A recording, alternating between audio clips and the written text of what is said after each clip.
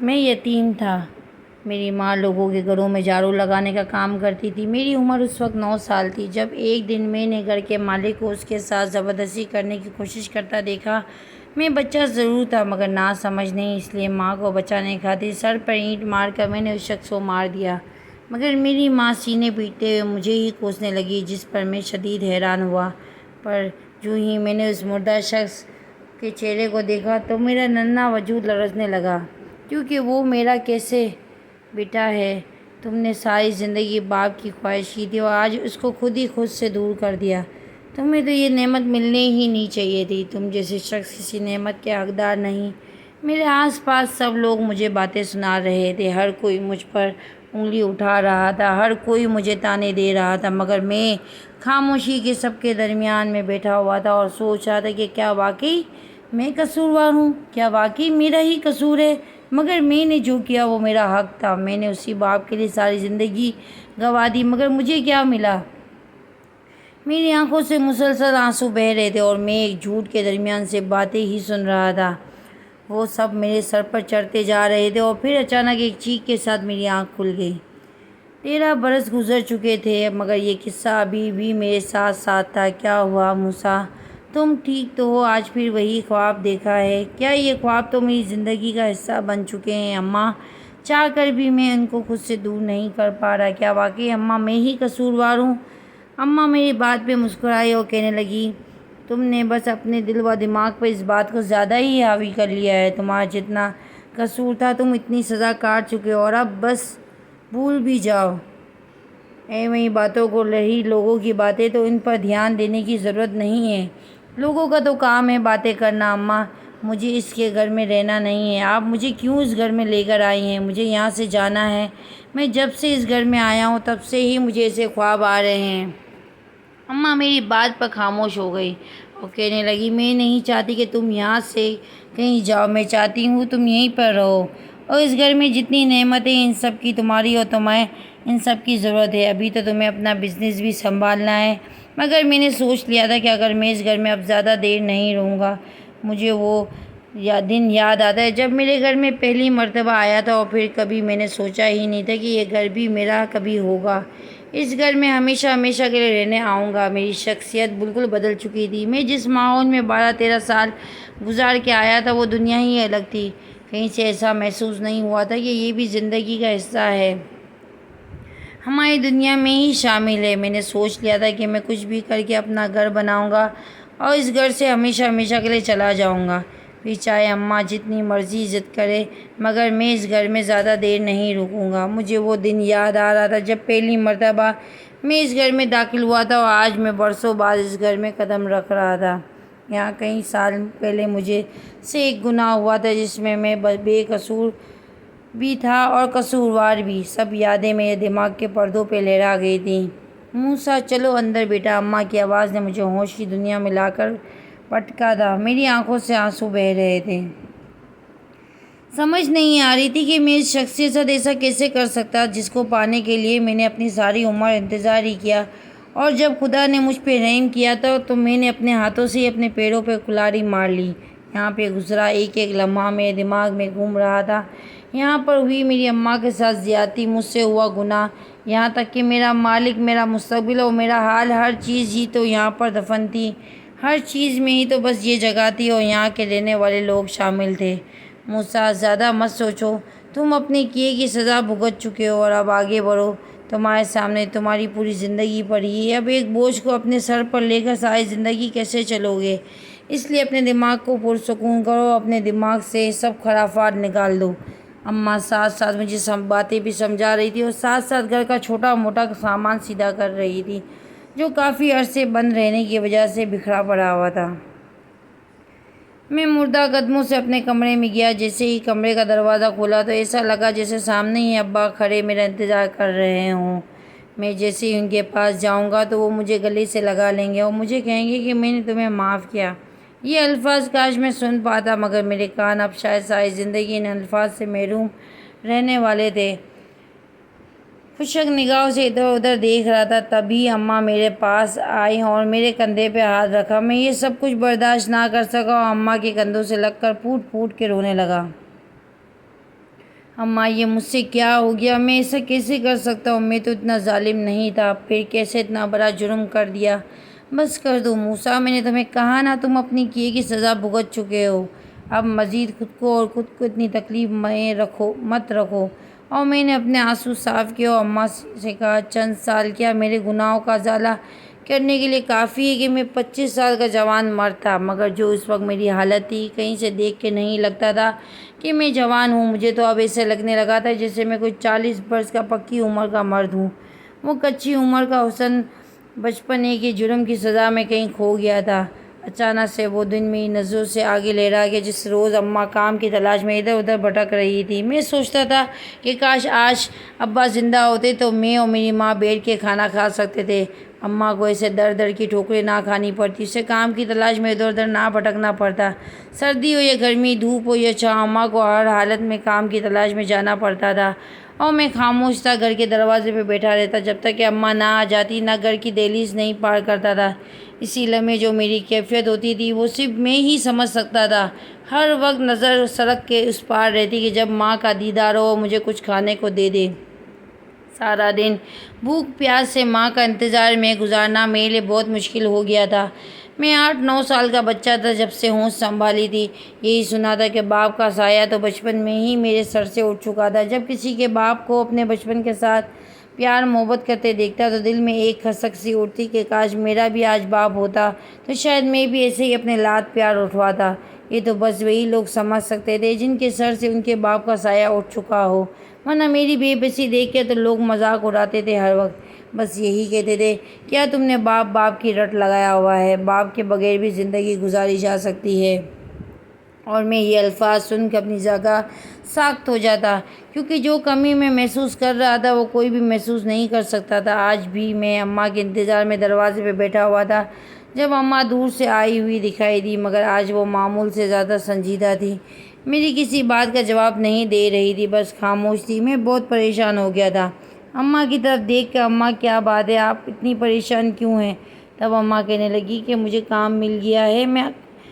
میں اماں کی بات پہ حیران ہوں۔ اماں یہ تو خوشی کی بات ہے، تم اتنے عرصے سے کام کی تلاش میں تھی اور اب مل گیا ہے تو پریشان کیوں ہو؟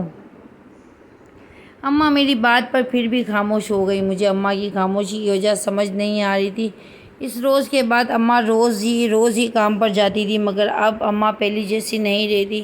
میں اماں کو دیکھ دیکھ کے بہت پریشان رہنے لگا تھا۔ ایک روز میرے دل میں خیال آیا کہ میں تو اماں کے ساتھ کام پر جانے کی ضد کرنے لگا، مگر اماں نے مجھے ساتھ لے جانے سے انکار کر دیا تھا۔ میں ضد کرتا رہا لیکن اماں کسی صورت ماننے کو تیار نہیں، کہنے لگی کہ ان کے گھر جوان بیٹیاں ہیں اور اب تم بھی بڑے ہو رہے ہو، میں تمہیں ساتھ لے کر نہیں جا سکتی، باتیں سننی پڑتی ہیں مالکوں سے۔ اماں اتنا کہہ کے گھر سے نکل گئے اور میں اماں کے سامنے گھر کے دروازے پہ بیٹھ گیا، مگر وہ بس دکھاوے کے لیے تھا۔ میں اماں کا پیچھا کرنا چاہتا تھا، ایسا نہیں کہ میں نہ سمجھتا، میں ہر چیز ہی سمجھ رکھتا تھا۔ اماں کے پیچھے پیچھے چل پڑا۔ اماں کئی مرتبہ پہلے پیچھے مڑ کر دیکھتی رہیں، پھر اماں کے چہرے کا رنگ سفید تھا جیسے وہ کوئی گناہ کرنے جا رہی ہوں اور پکڑے جانے کا ڈر ہو۔ اماں آہستہ آہستہ ایک بڑی سی حویلی میں چلی گئیں۔ میرے لیے بھی اس حویلی میں جانا کوئی بڑی بات نہیں تھی، میں بھی اماں کے پیچھے پیچھے چل پڑا۔ حویلی میں داخل ہوا تو اماں اندر چلی گئی اور میں اندروں دروازے پہ کھڑا اندر کے حالات دیکھتا رہا، جہاں اماں بہت گھبرائی ہوئی تھی اور میں اماں کی طرف دیکھ رہا تھا۔ تبھی ایک جوان سا مرد اماں کے پاس آیا تو اماں نے سنجیدگی سے اس کی طرف دیکھا، لے کر کیوں نہیں آئی اس کو؟ کیوں میرے صبر کا امتحان لے رہی ہو؟ وہ آدمی اماں کو نہ جانے کیا چیز لانے پر ڈانٹ رہا تھا۔ نہیں لاؤں گی اس کو کبھی بھی تمہارے سامنے، ساری زندگی اس کی شکل دیکھنے کو ترس جاؤ گے۔ میری مجبوری نہ ہوتی تو میں اپنی اولاد کو بھوکا نہ دیکھتی، تو میں کبھی تمہاری چوکھٹ پہ آنا نہ پسند کرتی اور تمہاری یہ غلیظ حرکتیں برداشت نہ کرنا پڑتی۔ غلیظ حرکتیں؟ یہ کیا کہہ رہی ہو تم؟ مت بھولو کہ تم ایک لڑکے کون ہیں تم۔ ابھی بھی میں اس آدمی کی باتیں سن ہی رہا تھا جب ایک مالی مجھے پکڑ لیا۔ اس سے پہلے وہ مجھے تک پہنچتا میں الٹے پیر دروازوں کی طرف بھاگا۔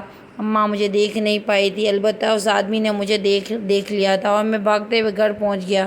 شام ہوئی تو اماں گھر لوٹی اور میں نے اماں کو یہی ظاہر کروایا جیسے میں کچھ نہیں جانتا، میں نے کچھ نہیں دیکھا اور نہ میں اماں کے پیچھے حویلی گیا تھا۔ موسیٰ یہاں کیوں بیٹھے ہو بیٹا؟ چلو اندر چل کے سو جاؤ۔ رات ہوئی تو اماں کچن میں کام کر رہی تھی۔ جب میں اس آدمی کو اماں کی گفتگو کے بارے میں سوچنے لگا تبھی اماں میرے پاس آئی۔ میرا دل چاہا کہ میں اماں سے پوچھوں اماں وہ آدمی کس بارے میں بات کر رہا تھا، مگر میں ابھی حقیقت تک جاننا چاہتا تھا، اس لیے خاموش رہا۔ مجھے اب اگلا منصوبہ بنانا تھا کہ کیسے اماں کا پیچھا کرنا ہے۔ مجھے دال میں کچھ کالا لگ رہا تھا، ایسا لگ رہا تھا جیسے کوئی راز ہے مجھ سے چھپایا جا رہا تھا۔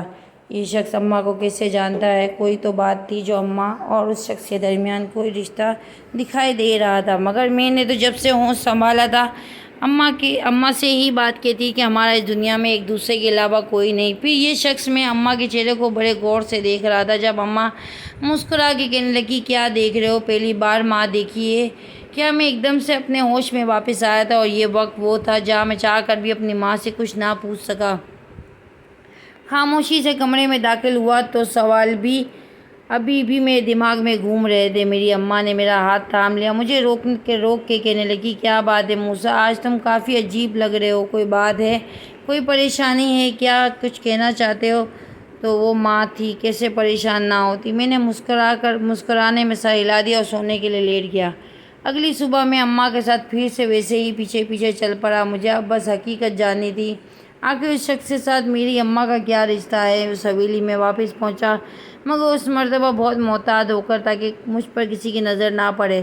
میں اندرونی دروازے سے حویلی کے اندر داخل ہو گیا اور ایک جگہ چھپ گیا۔ اماں آج بھی بہت گھبرائی ہوئی ضرورتیں کام کر رہی تھی۔ تبھی وہ آدمی ایک عورت کے ساتھ کمرے سے باہر نکلا۔ عورت بہت خوبصورت اور میری ماں بھی تھی، مگر وقت و حالات نے اسے عمر سے پہلے ہی بوڑھا کر دیا تھا۔ اماں نے بڑی حقارت بھری نظروں سے اس آدمی کو دیکھا تو آج مجھے اس کی نگاہوں میں اپنے لیے ایک عجیب سی شرمندگی محسوس ہوئی تھی۔ اماں سے نظریں چرا رہا تھا۔ تبھی وہ عورت اماں کے پاس آئی اور آ کر کہنے لگی دیکھ رہی ہو کیا ٹھاٹھ ہے میرے، یہ حویلی میری ہے، اس گھر پر صرف میرا راج ہے، اور تم تو اس گھر کی صرف ملازمہ ہو، ایک ملازمہ کی حیثیت سے یہاں کام کرتی ہو۔ مجھے نہیں لگتا کہ تمہیں بار بار یہ بات یاد دلانی ہوگی کہ تمہارا اس گھر میں کوئی حق نہیں۔ اس عورت کا اماں کو یہ کہنا میری سمجھ سے بلا تعطر تھا کہ اماں کا بھلا اس حویلی میں کیا حق؟ اب مزید میرے دماغ میں سوال جنم لینے لگے تھے۔ ان سوالوں کے جوابات صرف اماں کے پاس ہی تھے۔ اماں تو جسے بالکل خاموش تھی، ایک دکھ بھری نگاہ اور ساتھ پر ڈالی اور پھر اس سے کام میں کرنے لگی۔ چاہا کہ اماں کو بھی جا کر سوال کروں، مگر میں اتنی جلد بازی نہیں کرنا چاہتا تھا۔ میں چاہتا تھا کہ سب کچھ خود ہی سامنے آ جائے گا۔ اماں صفائی کر کے گھر سے نکلی تو میں بھی اماں کے ساتھ ساتھ پیچھے چل پڑا، مگر اماں سے پہلے میں گھر پہنچ چکا تھا۔ تیز چلنے کی وجہ سے میں ہانپ رہا تھا۔ تبھی اماں میری حالت سے دیکھ کے پریشان ہو گئی اور کہنے لگی کیا ہوا، تمہاری طبیعت تو ٹھیک ہے؟ تمہیں اتنا سانس چڑھا ہوا ہے، تمہارا سانس ایسا پھول رہا ہے جیسے تم بہت مشقت کر کے آئے ہو، کیا ہوا؟ میں اماں کی اس پریشانی پر مسکرا دیا اور کہنے لگا کچھ نہیں، بس ایسے ہی کچھ دیر باہر بھاگ رہا تھا تو سانس پھول گیا۔ اماں مسکرا کر مجھے کہنے لگی کہ ٹھیک ہے، تم منہ ہاتھ دھو لو، تمہارے لیے کھانا بنا دیتی ہوں۔ میں بھی مسکرا کے اماں کی بات مانتے ہوئے منہ ہاتھ دھو کر کھانا کھانے لگا۔ دن ایسے ہی بیتنے لگے تھے۔ ہر روز ایک نیا قصہ میرے سامنے آتا، مگر نہ تو اس کے کوئی سر ہوتا نہ پاؤں۔ میرے دماغ میں دن بدن سوال بڑھتے ہی جا رہے تھے جو صرف اماں ہی ان کا جواب دے سکتی تھیں۔ مگر مجھے ایک ہی خوف تھا کہ کہیں بھی میں اماں کا دل نہ دکھا دوں، اماں سے کوئی ایسی بات نہ کروں جس کا وہ مجھے جواب نہ دے پائے۔ حویلی اتنی بڑی تھی کہ کوئی بھی مجھے ڈھونڈ نہیں پاتا تھا، نہ ہی کبھی کسی کی نظر مجھ پر پڑی تھی۔ مگر آج جو ہوا وہ میری زندگی کا سب سے بڑا سچ تھا۔ حویلی میں داخل ہوا تو سامنے وہی شخص سوٹ بوٹ پہنے اماں کے سامنے تھا۔ بھول ہی رہی ہو وقت جب تم میرے پیچھے دیوانی ہوا کرتی تھی، کالج کے وہ دن کیا یاد نہیں تمہیں؟ تب یہ اماں کی آنکھوں سے آنسو بہے اور اماں کہنے لگی ہاں یاد ہے، اور آج تک نہیں انہی کا کفارہ ادا کر رہی ہوں۔ کاش میں نے تم پہ نظر نہ ڈالی ہوتی، کاش وہ لمحہ وہیں رک جاتا، اور کاش میں نے اپنی اماں کی بات مان لی ہوتی، اور آج میں اس چوکھٹ پہ نہ ہوتی۔ مگر کوئی بات نہیں، وقت ہمیشہ ایک ساتھ نہیں رہتا، کل تمہارا تھا آج میرا ہے۔ تم دیکھنا ایک روز ایسا ہوگا کہ تم خود سے مجھ سے اپنے کیے کی معافی مانگو گے۔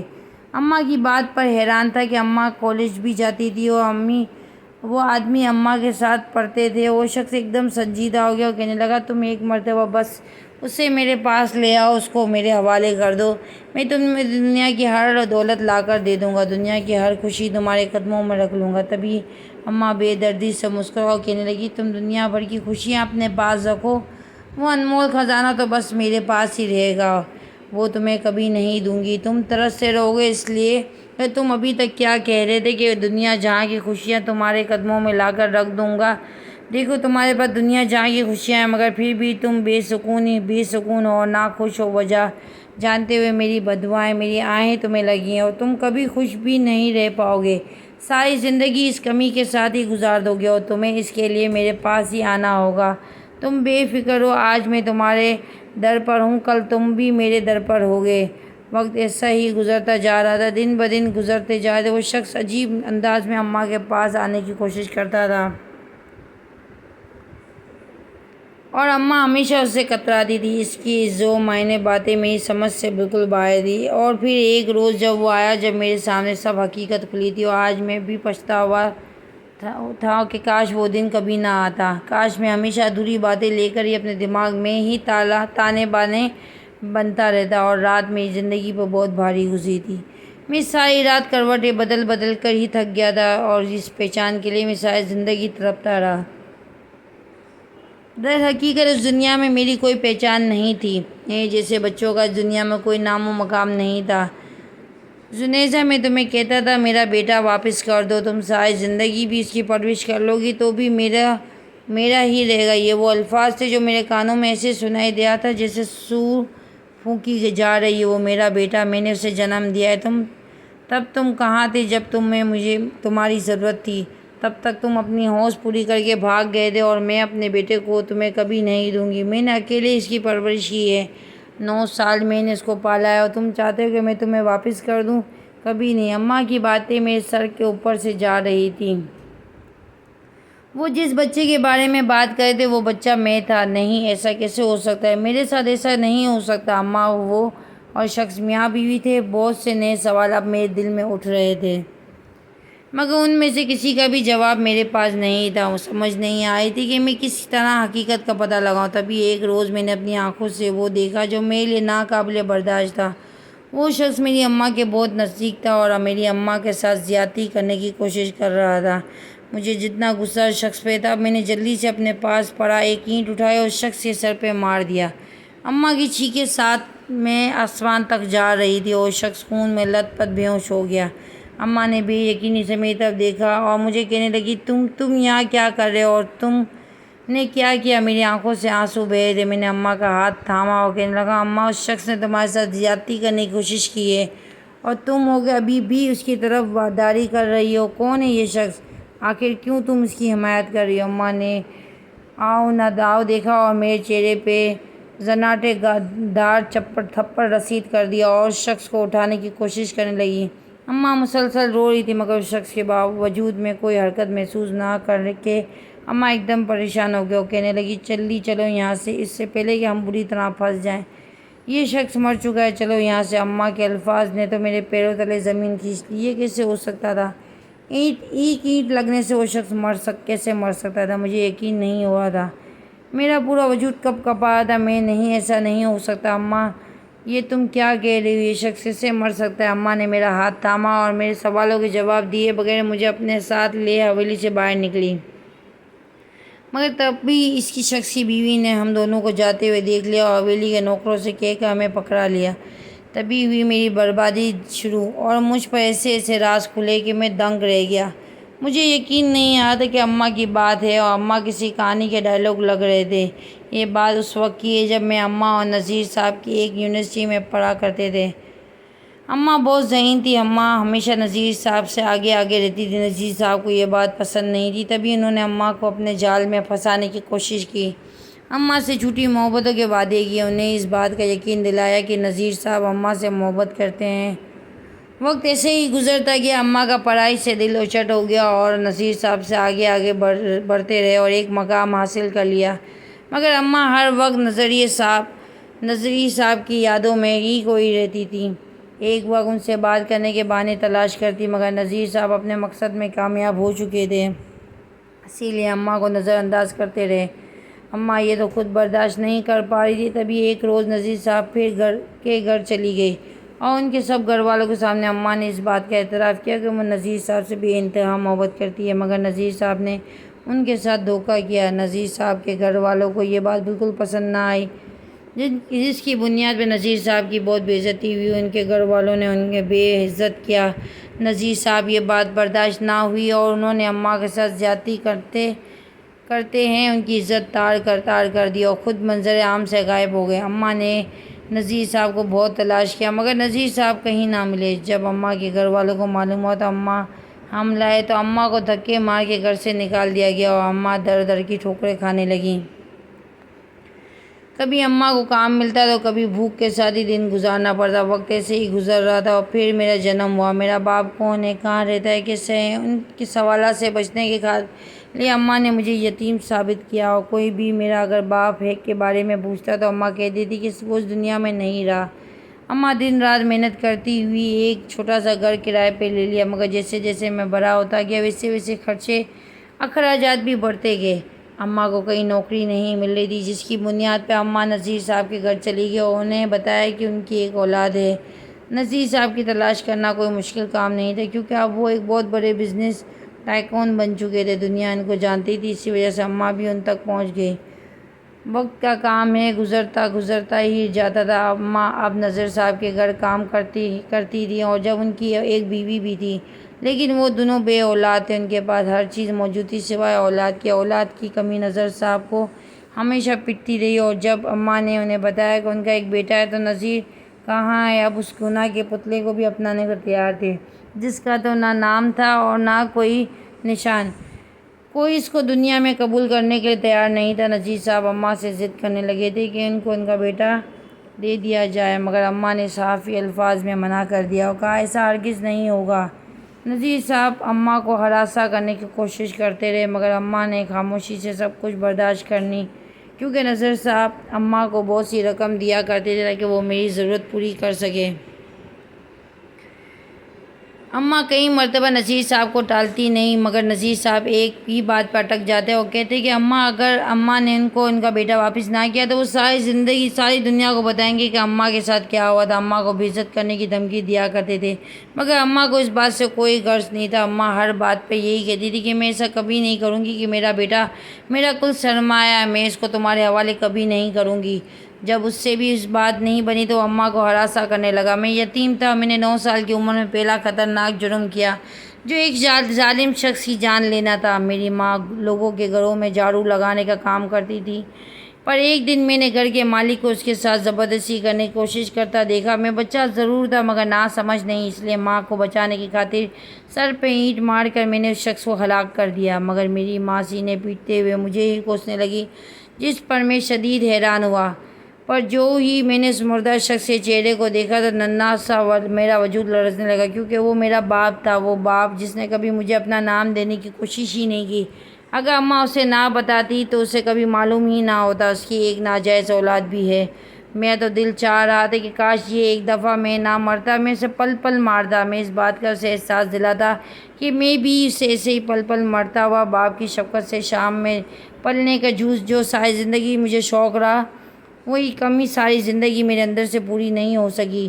ایک خلا جو میری ساری خوشیاں کھا گئی وہ کبھی نہیں پوری ہوگی۔ آج مجھے اس بات کا افسوس ہو رہا تھا جسے پانے کے لیے میں نے دعائیں کی، ہر پل اپنی دعاؤں میں اپنے باپ کو مانگا۔ آج میں نے اسی کا قاتل بن چکا تھا۔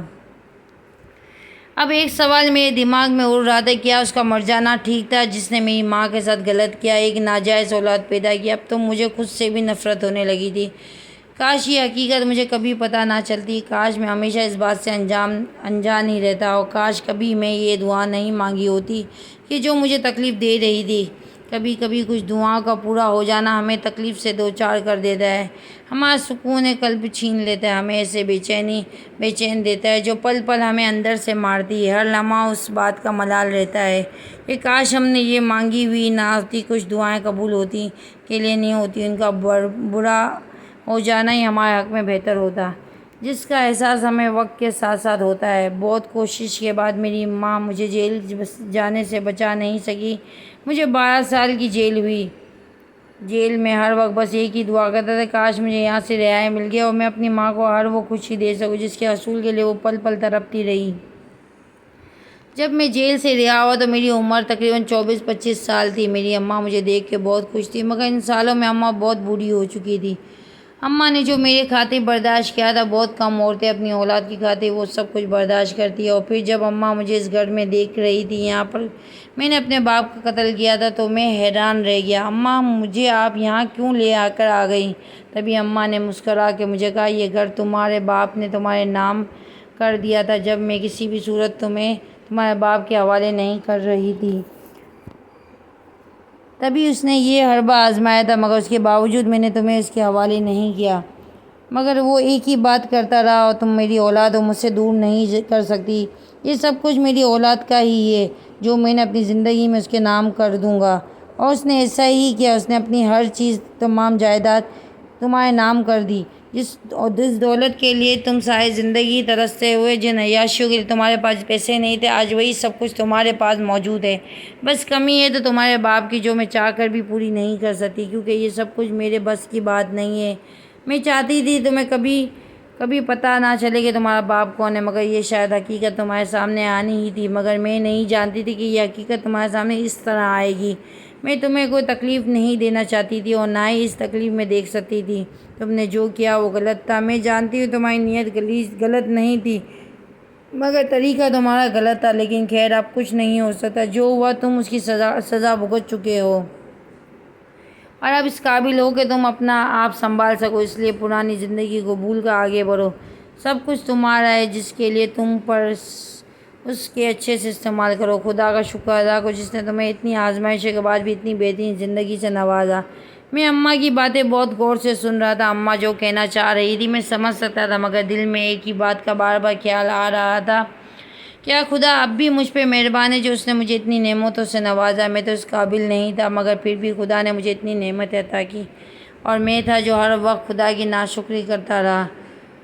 مجھے ایسا لگا تھا کہ جیسے میرے پاس تو کچھ ہے ہی نہیں، مگر میں نہیں جانتا تھا کہ وہی زندگی میرے لیے سب سے بڑی نعمت تھی جو ابا میرے لیے چھوڑ گئے تھے۔ میں نے اس سے اپنے بزنس کھڑا کیا۔ اماں نے بہت حوصلہ افزائی کی اور بہت منت سماجت کے میں نے یہ قدم اٹھایا تھا، ورنہ میں تو سوچ رکھا تھا کہ میں یہ سب کچھ چھوڑ چھاڑ کے یہاں سے بہت دور چلا جاؤں گا، مگر اماں کی ضد نے مجھے یہاں پر رہنے پہ مجبور کر دیا، اور میں نے اپنا کاروبار شروع کر لیا تھا۔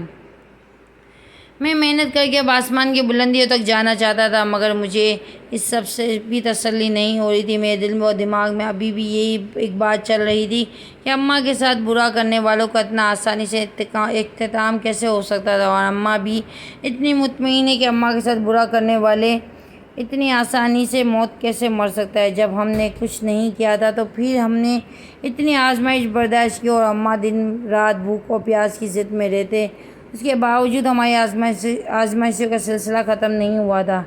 میرا دل جانا اماں کا تیرا رہنا چاہیے تھا، سب کچھ ہمارا نہ کر دو گناہوں کی سزا تھی، اور جنہوں نے گناہ کی ہے اتنی آسان موت کیسے مر گئے؟ اور پھر اس شخص کی بیوی وہ کہاں گئی؟ وہ اچانک مندرے ہم سے غائب کیسے ہو گئی؟ کیا سوچ رہی ہو موسیٰ؟ میں کب سے دیکھ رہی ہوں تم گم سے بیٹھے ہو، سب ٹھیک تو ہے نا؟ میں اپنی سوچوں میں گم تھا جب اماں میرے پاس آئی اور آ کر مجھ سے سوال کرنے لگی۔ میں نے اماں کی طرف گہری نگاہوں سے دیکھا، ان کے چہرے پہ کچھ تلاش کر رہا تھا، مگر وہاں پر تو کوئی سکون ہی سکون تھا۔ اماں، ایک بات مجھے سمجھ نہیں آ رہی، مجھے ایسا کیوں لگ رہا ہے جیسے مکمل حقیقت میرے سامنے نہیں ہے، ابھی بھی کچھ ہے جو چھپا ہوا ہے۔ یہ پہلی مرتبہ تھا جب اماں کا رنگ اڑا تھا، اور میں ایک دم سے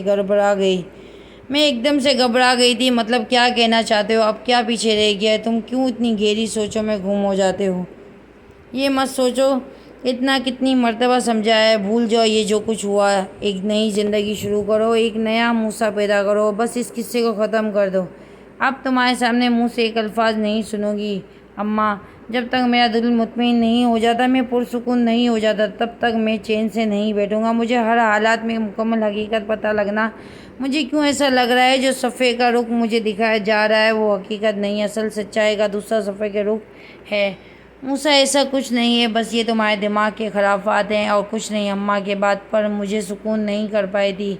اماں گئی تو مجھے باہر کے گیٹ پر کسی عورت کی آوازیں آنے لگی۔ میں نے اپنے کمرے کی کھڑکی سے باہر جھانکا تو میری آنکھیں حیرت سے پھٹی رہ گئی، جہاں سامنے میرے ابا کی دوسری بیوی بے حد بری حالت میں گھر کے داخل ہونے کی ضد کر رہی تھی۔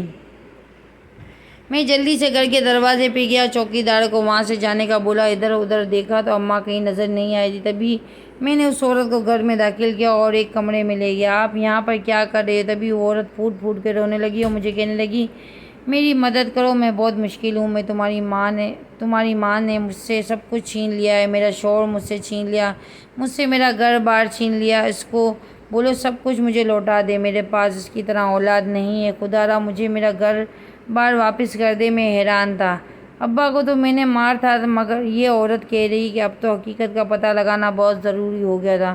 میں نے اماں پر نظر رکھنا شروع کر دیا تھا، کیونکہ اب میں بچہ نہیں رہتا۔ تبھی مجھے ایسا محسوس ہو رہا تھا کہ اماں مجھ سے بہت کچھ چھپا رہی تھی۔ اماں کی مصروفیت اب کچھ غیر معمولی لگ رہی تھی۔ اماں کا بار بار گھر سے باہر جانا، تو کبھی چھپ چھپ کر کسی سے فون پر بات کرنا، ایک ہی نمبر سے اماں کو بار بار فون کا آنا۔ مجھے لگتا تھا کہ میرے بیٹے کو مجھ پہ شک ہو رہا تھا، اس لیے میں چاہتی ہوں کہ کچھ وقت کے لیے ہم لوگ ایک دوسرے سے رابطہ ختم کر دیں، باقی کی سب کارروائی ہم بعد میں کریں گے۔ ہمارا مقصد کس حد تک پورا ہو چکا ہے؟ میں کسی کام کے سلسلے میں اماں کے کمرے میں جا رہا تھا، جب اماں کے کمرے سے آتی ہوئی آواز میرے پیروں تلے زمین کھینچ لی، جس کا مطلب تھا میں بالکل صحیح سوچ رہا تھا، اماں کچھ تو چھپا رہی تھی۔ میں نے ایک دم سے دروازہ کھولا، میری آنکھوں میں آنسو تھے، میں اماں کے پیروں میں گر گیا اور اماں سے التجا کرنے لگا، اماں مجھے آپ وہ ہمت نہیں ہے، خدا را مجھے حقیقت بتائیں، بیٹا میں آپ کو اور اس گھر کو چھوڑ کے ہمیشہ ہمیشہ کے لیے چلا جاؤں گا۔ اماں میری بات سن کے دنگ رہ گئی، یہ جان چکی تھی کہ میں ان کی باتیں سن چکا ہوں۔ میں نے بھی کچھ نہیں چھپایا، کیونکہ اب میں دو ٹوک بات کرنا چاہتا تھا۔ اماں آخر ماجرا کیا؟ آپ مجھ سے کیا چھپا رہی ہیں؟ اماں کو بلانے لگی اور کہنے لگی، کچھ نہیں، میں نے تم سے کچھ بھی نہیں چھپایا۔ میں نے اماں کے ہاتھ تھامے اور ان سے کہا کہ میں آپ کا بیٹا ہوں، اگر آپ کو اس بات کا ڈر ہے تو میں آپ کی حقیقت جان کر آپ کو چھوڑ دوں گا، اس سے مت سوچیں، آپ نے مجھے پالا بڑا کیا ہے، مجھے ہر مشکل میں وقت میں میرا ساتھ دیا ہے، میں آپ کو چھوڑ کر کہیں نہیں جا سکتا، لیکن مجھے یہ حقیقت بتا کے اس روز کی اذیت سے آزاد کر دیں، یہ آپ کے تمام احسانات میں سے آخری احسان ہوگا۔ اماں نظریں چرانے لگی اور ہاتھ ملانے لگی، ملنے لگی، اور پھر گہرا سانس لے کے جو حقیقت انہوں نے مجھے بتائی، مجھے یقین ہی نہیں آتا جو میں دیکھ رہا تھا وہ حقیقت تو کچھ اور ہی تھی۔ جب اماں اپنے باپ کی سکی اولاد تھا، اماں نے اپنی دوسری پسند کی شادی کی تھی، جس سے اماں ان سے نفرت کرنے لگی تھی اور ہمیشہ ان سے دور رکھا۔ اماں کو یہ بات گوارا نہیں تھی کہ ابا کسی اور عورت کے ساتھ ہیں، مگر اماں آزاد خیالات کی مالک تھی، جو ابا کو پسند نہیں تھا۔ تبھی بہت منع کرنے کے باوجود بھی اماں اپنی آزاد خیالی سے دور نہیں رہ سکی تھی۔ ابا نے یہ سب دیکھنے کے بعد دوسری شادی کر لی، مگر اماں کو یہ بات دوبارہ نہیں تھی کہ اماں نے کئی مرتبہ ابا کو سمجھانے کی کوشش کی، مگر ابا کی صورت نہ ماننا۔ ابا نہیں جانتے تھے کہ میری ماں حاملہ ہے، اس لیے اماں خاموشی سے وہ گھر چھوڑ کے چلی گئی، ایک طرف ہو گئے، اور پھر ابا مجھے لے کر بار بار اذیت دیتی رہی کہ ابا یہی چاہتے تھے کہ اماں مجھے انہیں دے دے، مگر اماں نے ابا کی بات نہ مانی۔ میرے ابا کو مارنا یہ کہانی کا کوئی حصہ نہیں تھا، مگر ابا کہانی کا حصہ بن چکا تھا۔ ایسا کچھ ہم نے سوچا نہیں تھا، مگر اماں اور کیا چاہیے تھا، چونکہ ابا کا وارث میں تھا، اکلوتا وارث، اس لیے ساری جائیداد میرے نام ہو گئی، اور اماں نے جو مجھے بتایا وہ کہانی بالکل الگ تھی۔ اب مجھے احساس جرم مزید ہونے لگا کہ میں نے اپنے باپ کو مار دیا تھا، مگر قصور صرف اماں کا تھا۔ اپنی ضد و انا میں نے اپنی ماں کی ساری زندگی برباد کر دی تھی۔